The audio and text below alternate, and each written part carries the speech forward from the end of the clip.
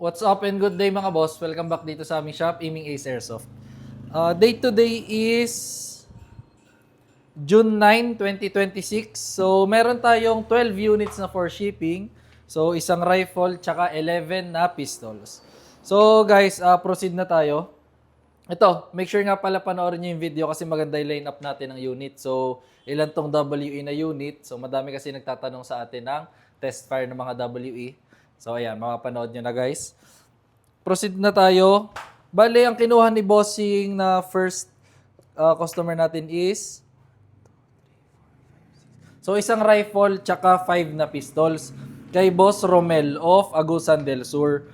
Pakita ko muna sa inyo yung rifle. ENC 620 na black kay Boss Romel. So 620 guys. Ito yung unit. Lahat ng rifles natin is may kasama na siyang LiPo battery and charger.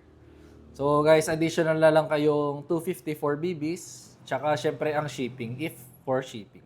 Pero kung walk-ins naman, syempre yung BBs na lang. So full metal, metal ang receiver, metal tong handguard, tapos naka-adjustable tong buttstock. Tapos guys, naka-ano siya, quad rail na Picatinny. Ayan. So itong rear sight is metal na rear sight na flip, then metal front na front sight pala na metal din. Flip. Tsaka metal din tong charging handle. Complete markings yan guys, basta ENC. Naka-engrave. Ayan, kita nyo naman, napakalinis na markings. Ito nga palang ENC 620 natin is ito na yung color blue ang box. Ayan. So yung bagong version na. Tara try natin guys. So semi-auto muna. Full auto. Ito lang yung selector. Full auto. Ayan. Then burst fire lang or pitik-pitik lang.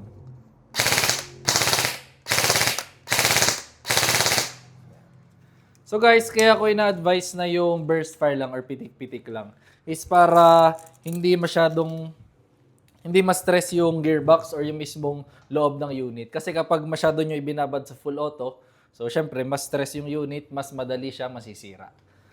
So yun lang. Then proceed na tayo sa pistols na kinuha ni Bossing. Bale 5 units to. So first pistol is WE Glock 18. WE Glock 18 Gen 4. So guys, kapag Glock, lahat naman ng Glocks kahit sa real steel or sa totoong baril is metal lang slide polymer ang lower frame. Then Glock 18, meron siyang semi and full auto. Ito yung selector. Kabilang side ito. So guys, kapag WE, sobrang solid talaga niyan. Kahit alin sa WE, kahit alin sa WE na Glock, 1911 or high kappa. So try natin. Try muna natin ang semi-auto. Full auto, baba nyo lang to selector. Make sure nakasagad. Then burst fire lang or pitik-pitik lang din. Slide lang.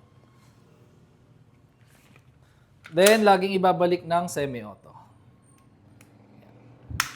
Next unit is WE 5.1A na high kappa. So ito yung unit, full metal, metal ang slide, metal ang lower frame. So guys, ito, ang design nito is naka-split slide siya. So kita nyo naman, ayan. Hindi yung buong slide niya ang nagsa-slide. Yung half lang. Kaya siya split slide. Ayan. Then, naka-fiber optic tong front sight. Ayan. Adjustable tong rear sight. So try natin ang unit.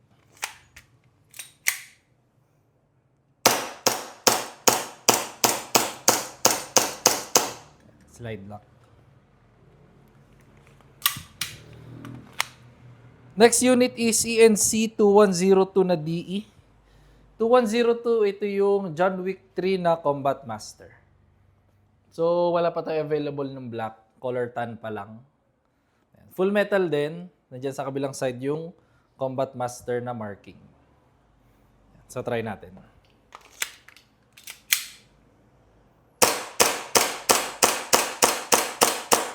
Slide lock. So guys, for safety purposes nga pala, release the magazine, then release the slide, then rest the hammer by pressing the trigger. Ayan. Next unit, ENC 1306. Ang 1306 ay yung Glock 19 na Gen 4. Metal ang slide, polymer ang lower frame. Wala naman masyadong complications ang Glocks, guys. So, napakasimple ng design niya. Glock 19, ito yung mas maliit na version. Kasi yung Glock 17 yung standard. So, try natin.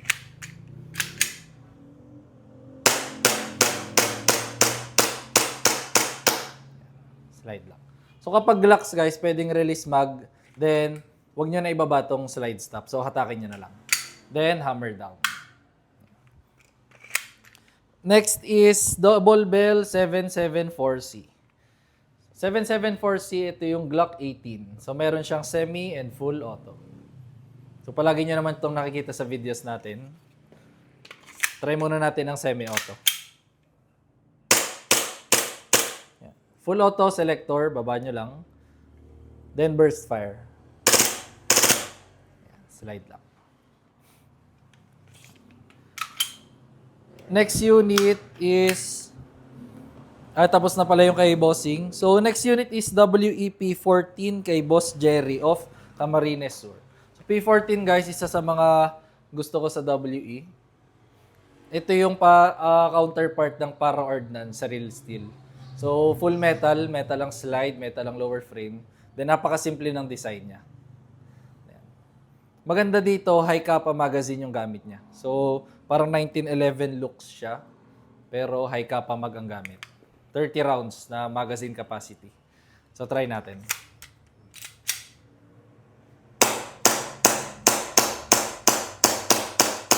Ayan, slide lang.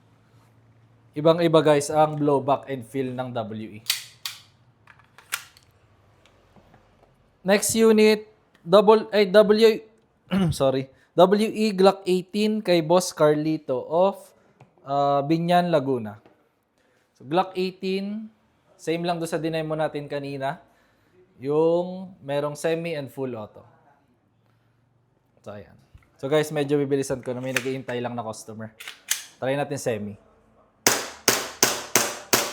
Full auto. Baba lang itong selector. Ayan. Slide lang. Then, guys, laging ibabalik ng semi-auto. Tataas. Next unit, WE Glock 17 Gen 5 kay Boss Ralph of Albay. Glock 17 Gen 5, same size lang naman siya sa Glock 18. Difference lang is semi-auto lang meron ito. So guys, kare-restock lang natin ito pero wala na ulit stock. May padating tayo guys nito color tan. Ayan. Try natin.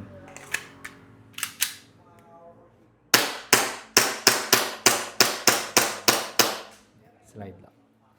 Sobrang solid ng WE guys. Next unit is, ito dalawang kinuha ni Bossing na Double Bell 303 kay Boss Arlet of Kalibo, Aklan. So dalawang 303 to. 303 guys is yung double John Wick 4 na Pit Viper. Ayan. Pakita ko na lang mabilisan. Ayan. Try natin. Nasa budget meal na folder lang natin to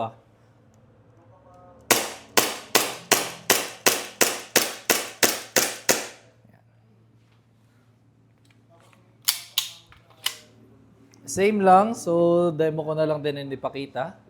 Mabilisan. Ayan. Ayan.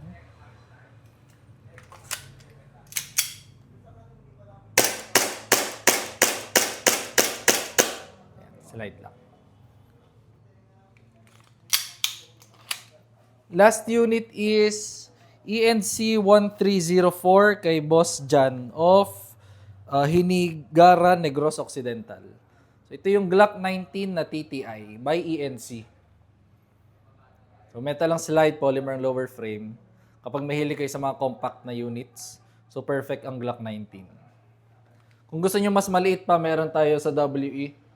So, yung Glock 26 and Glock 27, sobrang liit na nun.